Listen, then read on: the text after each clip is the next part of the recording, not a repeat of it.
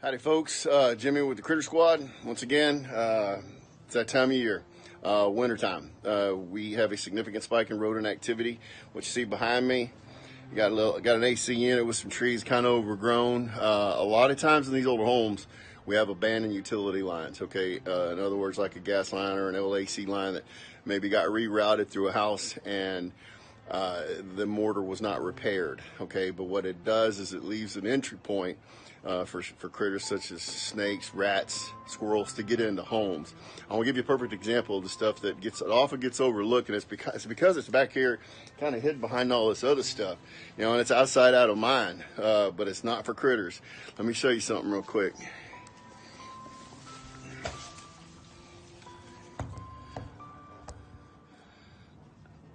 That is simply an abandoned utility line, an old utility penetration, and the rats and snakes are using it to come in and out of this home unimpeded. And it's one of those things that gets overlooked a lot because it's off the beaten path. It's out of the way. It's not outside, out of mind. Okay, but we go over every home with a fine-tooth comb. Okay, we find the things that other folks can't find. All right, but that was a before video, and here in just a minute we're going to show you a before and after picture of what our work looks like. But we get them out and we keep them out, and we do guarantee our work. All right, I'll get that picture to you.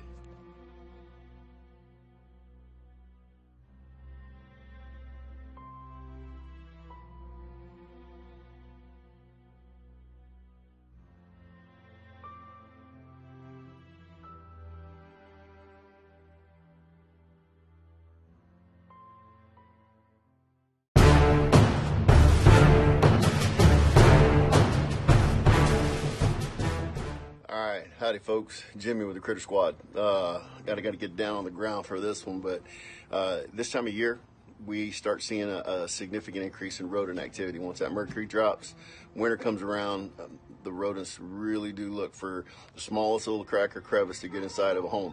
A lot of times dryer vents or other utility penetrations are a common entry point, and a lot of times they're made out of plastic.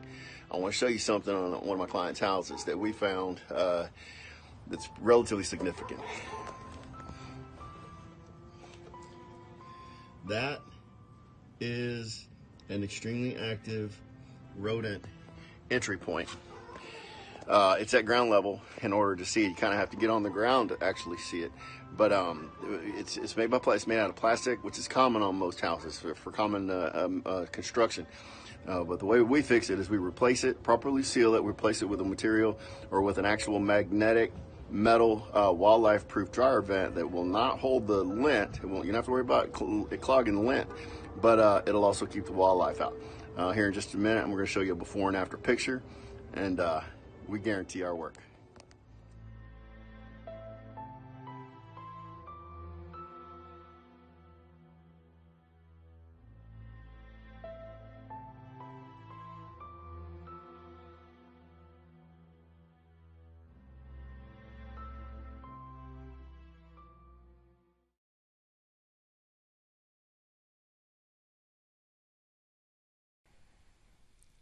Are you still here and you still haven't called the Critter Squad for wildlife removal or rodent control? Well, let me give you a little bit of information on the company. So the Critter Squad Inc. is owned and operated by James Catchings, who is a U.S. military combat veteran.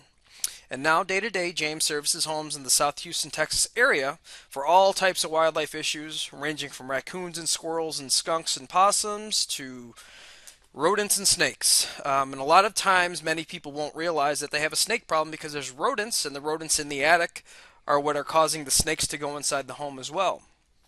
So if you have any rodent problems, or you want to get rid of rats, or rat removal, something you tried and you just couldn't do it yourself, give the Critter Squad a call, and they'll be able to come out, do an inspection on the home, figure out where the rats and rodents are getting inside. They'll also be able to set up rat traps to kill all the rats and get that out, and then they can also, and the last part of the process, they will perform rat exclusion or rat proofing to make sure that your home is proof from rats and rodents and nothing else can get in further. A lot of the most common entry points are the ones that we showed in the video here. And another thing is we'll be putting out some more content here in the future, and the content will be some of the most frequently asked questions that we get, which are What are good rodent control products? What's a rodent control cost? How to get rid of rats outside? What kills rats instantly? How to get rid of rats in the house fast? Rat poison, rat traps, rat repellents. All these different types of topics are things that people want to know how to get rid of these animals or pests or rodents inside of a house.